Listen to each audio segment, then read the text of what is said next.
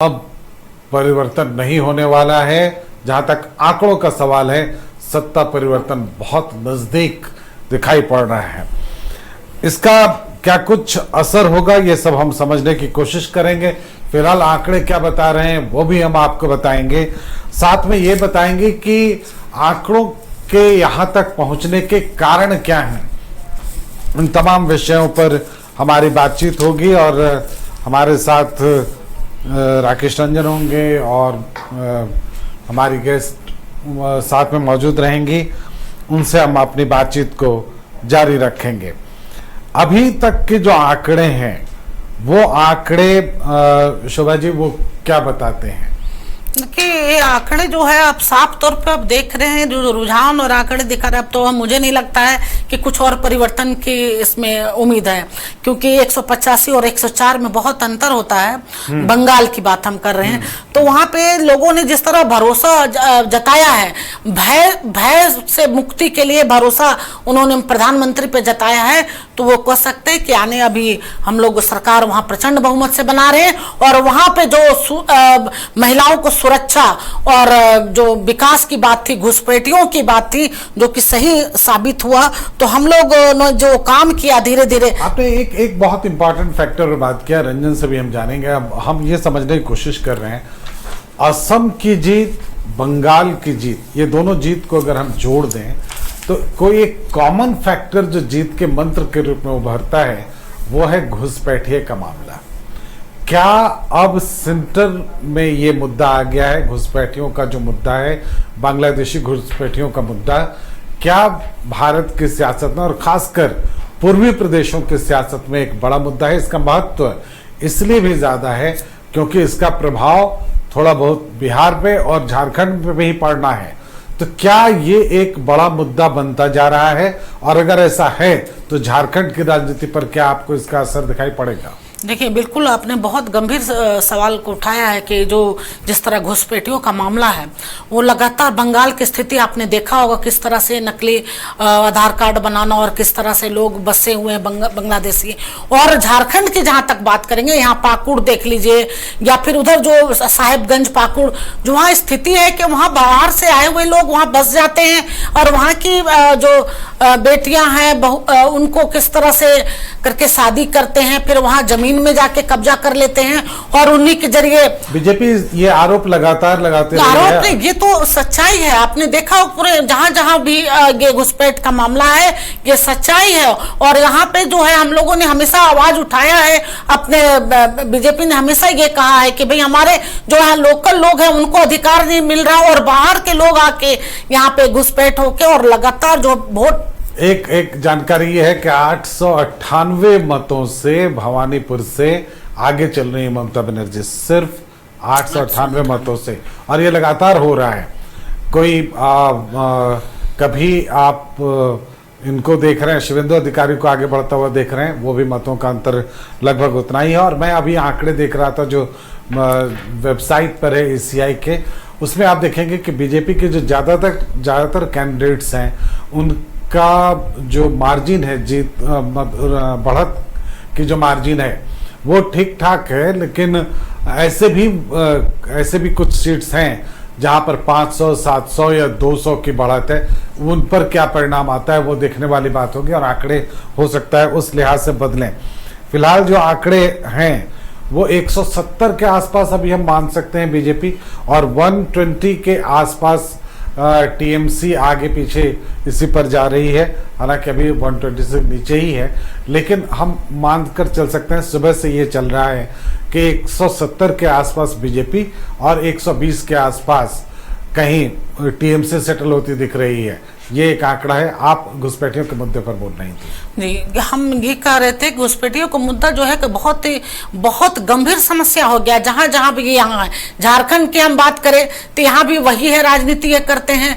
माननीय मुख्यमंत्री जी यही राजनीति कर रहे हैं कि घुसपैठियों को वो एकदम नजरअंदाज किए हुए, जबकि हम लोगों ने बराबर ये मांग किया कि पाकुड़ में आप जाके देखे, साहेबगंज में जाके देखे किस तरह घुस के यहाँ बस गए हैं, यहाँ के लोकल लोगों से शादी करके या फिर जमीन कब्जा करके किस तरह से लोगों को परेशान किए हुए, लेकिन यह है कि मतलब तुष्टीकरण की राजनीति कर रहे हैं, तो इस तरफ इनका ध्यान ही नहीं है। लेकिन राष्ट्र हित में, राष्ट्र प्रेम के हित में हम लोग जो काम कर रहे हैं, लगातार वहां के बीजेपी के एक एक कार्यकर्ता उस पर नजर रखे हुए हैं और हम लोग हमेशा इस बात को उठा रहे हैं। और घुसपैठी एक बड़ा मुद्दा है, देश के मतलब सुरक्षा के लिए भी है, और देशवासी यहाँ के जो लोकल लोग हैं जिनको हक मिलना चाहिए, उनका हक दूसरा भी खा रहा है, ये भी तो एक मुद्दा है। और मुझे लगता है कि बंगाल में भी एक मुद्दा रहा कि बाहरी घुसपैठियों के द्वारा जो लाभ उठाने का मसला है, ये अब लोगों को यह करने लगा है कि साहब हमारे हक पर एक तरह से डाका डाला जा रहा है। और शायद यही एक वजह है कि लोग घुसपैठियों के प्रति जो पहले जो सहानुभूति दिख रही थी, और ये बात जो कही जा रही है कि अल्पसंख्यकों के वोट भी बीजेपी को मिले हैं, जिसका दावा शुवेंदु अधिकारी बार बार कर रहे हैं, तो वो शायद ये है कि जो बांग्लादेशी घुसपैठिए थे उनमें और जो यहाँ के ओरिजिनल अल्पसंख्यक, यहाँ की ओरिजिनल अल्पसंख्यक आबादी है, शायद उनके बीच में भी अब वो बात नहीं रही।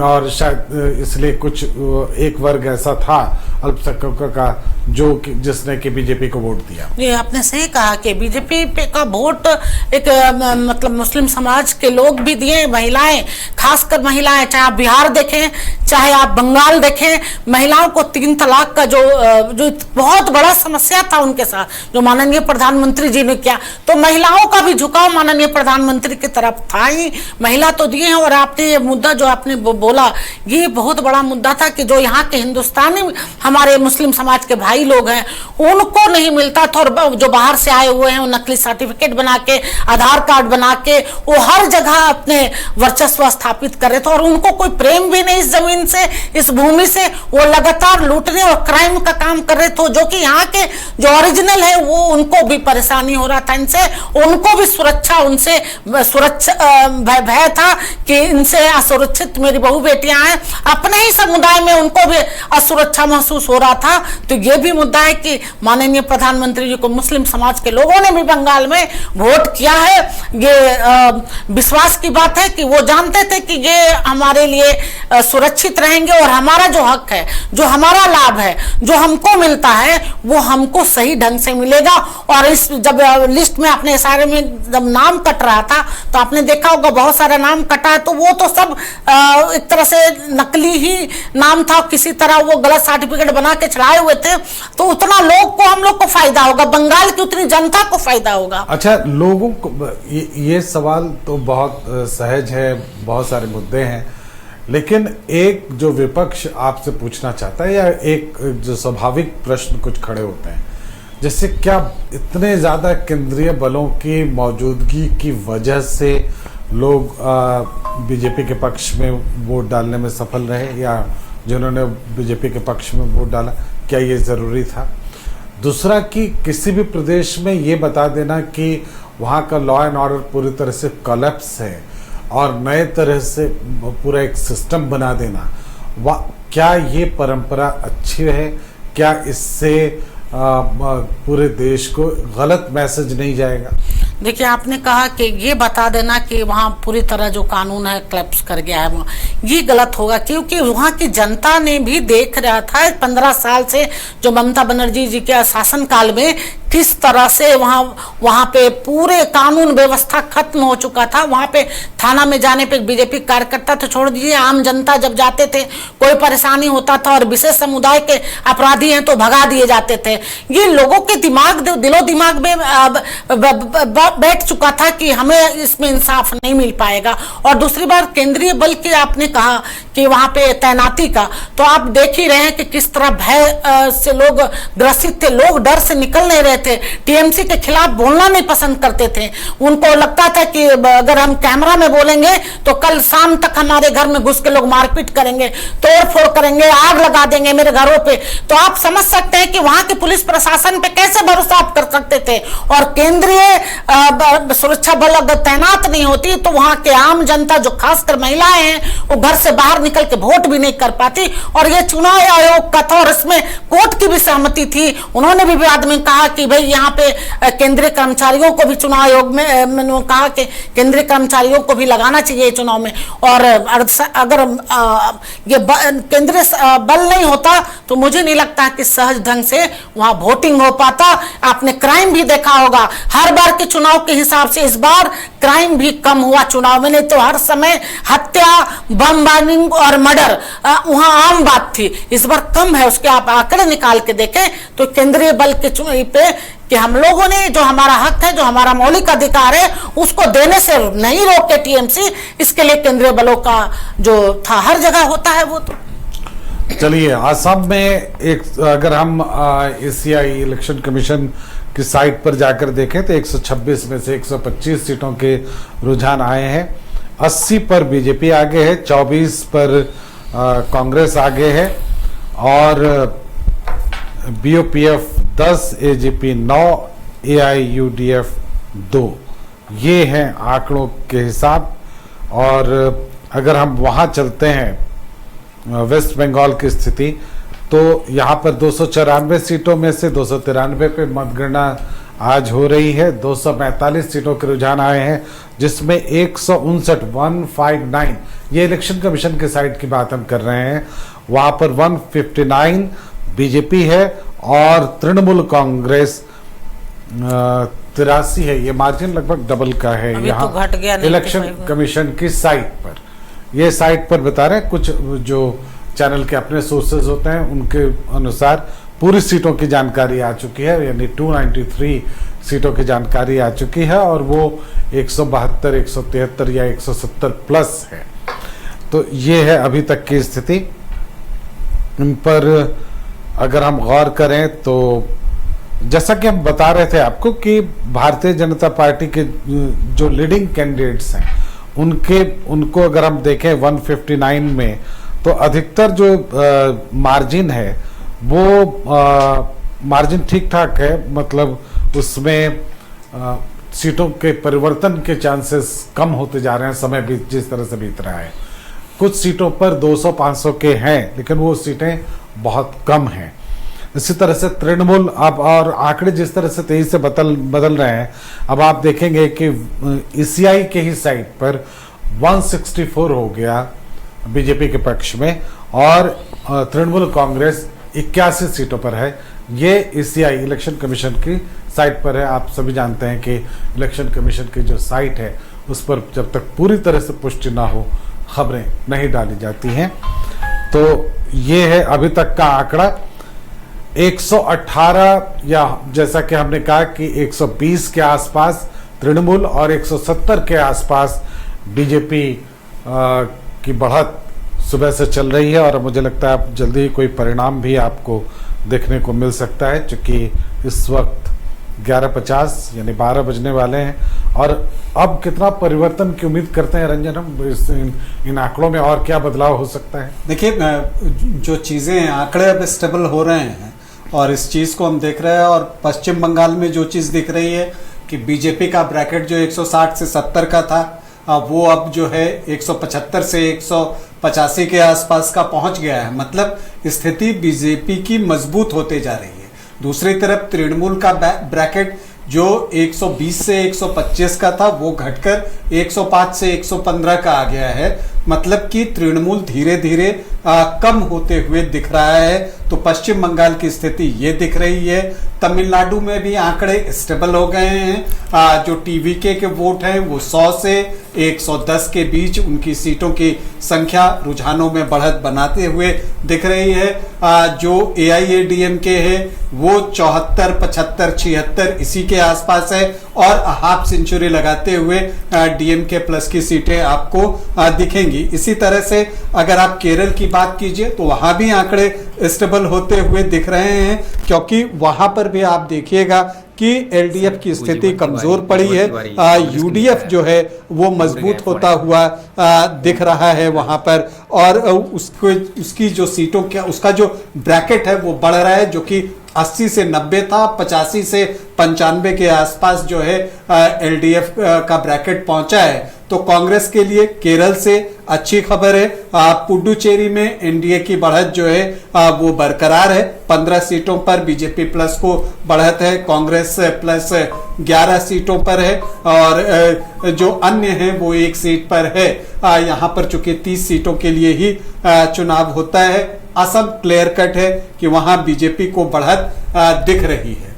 लेकिन गंगेश जी, जब हम असम की बात करते हैं तो जो एक महत्वपूर्ण चीज है कि वहां पर जेएमएम भी चुनाव लड़ रहा है। झारखंड मुक्ति मोर्चा असम में 16 सीटों पर चुनाव लड़ रहा है। तो जो झारखंड के दर्शक होंगे उनकी दिलचस्पी इसे लेकर जरूर होगी कि जेएमएम वहां इन 16 सीटों पर, मुख्यमंत्री ने वहां कैंप भी किया था और चुनाव प्रचार जमकर वहां पर हुआ था। उनके प्रदर्शन पर सबकी नजर होगी।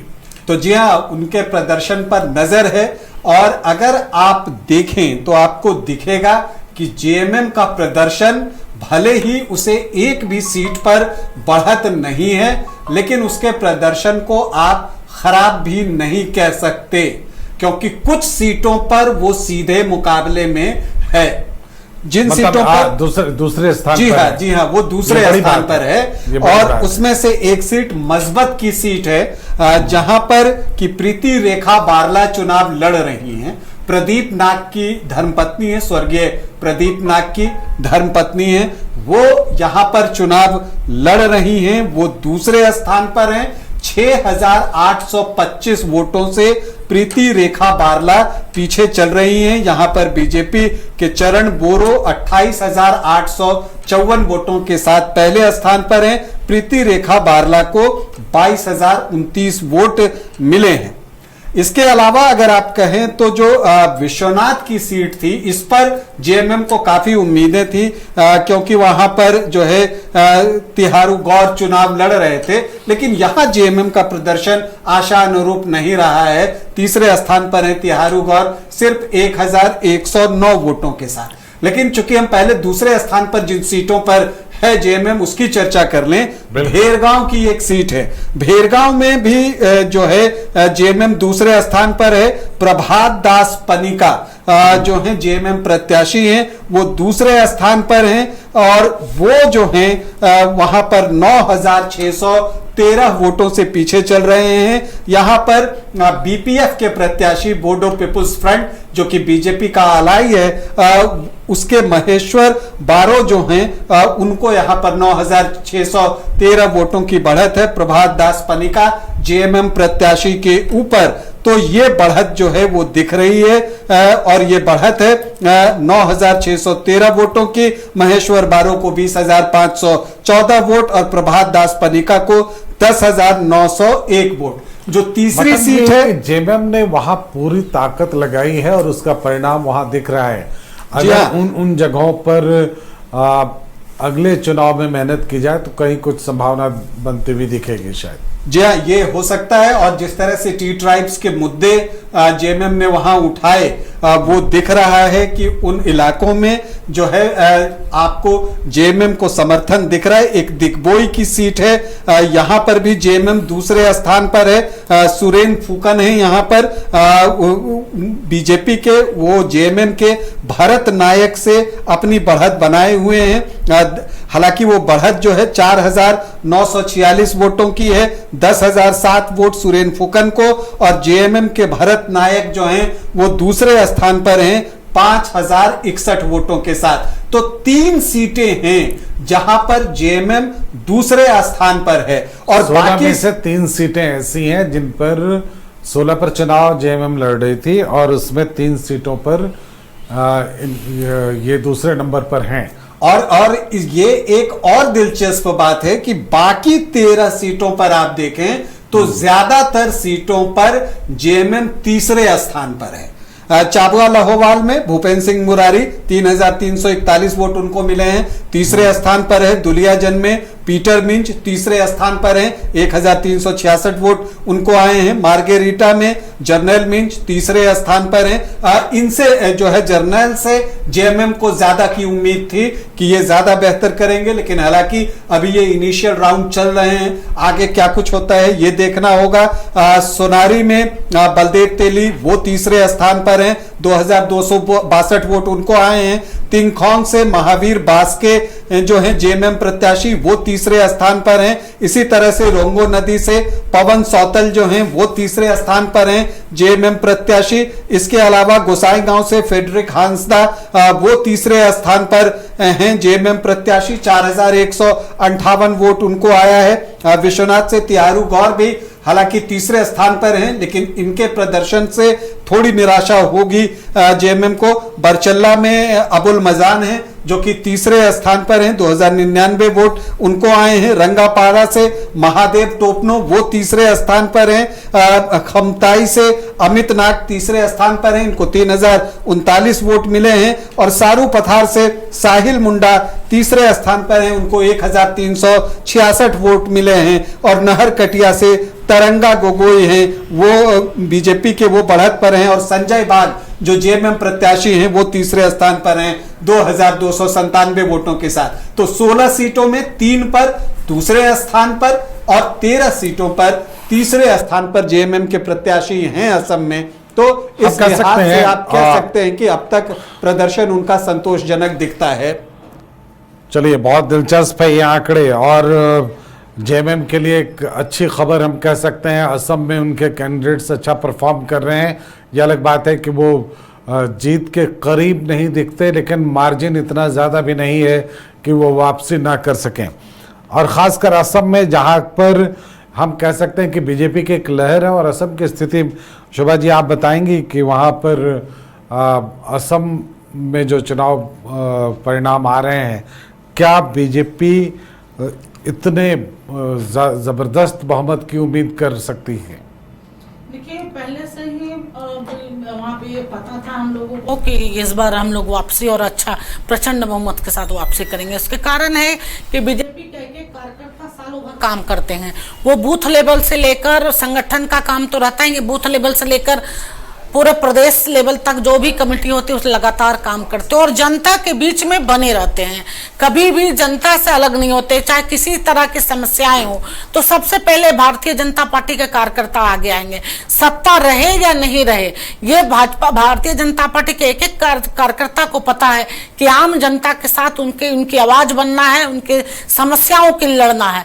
तो लोगों को विश्वास था और हर जगह पूरा आप देश में देख रहे हैं, जहां हमारी सत्ता नहीं भी है, बंगाल की बात अब कर रहे हैं, तो वहां भी लगातार संघर्ष करते रहे और लोगों के साथ खड़े रहे। तो असम में भी जो है वो वहां का तो हम लोग का सत्ता रहा भी है। और जो काम, जो विकास का काम हो, चाहे वहां की महिलाओं को आगे बढ़ाने का काम हो, पूरे हिंदुस्तान में जिस तरह माननीय प्रधानमंत्री जी महिलाओं को आगे बढ़ाने की बात कर रहे हैं और 33 पर आरक्षण की भी उन्होंने जो किया है, तो हम कह सकते हैं विश्वास की बात है। और बिल्कुल, ये और ये 4 वोटर्स टीएमसी की मानी जाती थी, जो वहाँ की महिलाएं थी, शायद उसमें से इंतमारी हुई है। अभी तक रुझान ये बताते हैं। कांग्रेस के उज्जवल जी हमारे साथ जुड़े हैं, हम फोन लाइन पे हम उनसे बातचीत करेंगे। और उज्जवल जी, क्या स्थिति है अब कांग्रेस का जो परफॉर्मेंस है पर्टिकुलरली बंगाल में, असम में, उसके बारे में क्या कहना चाहेंगे?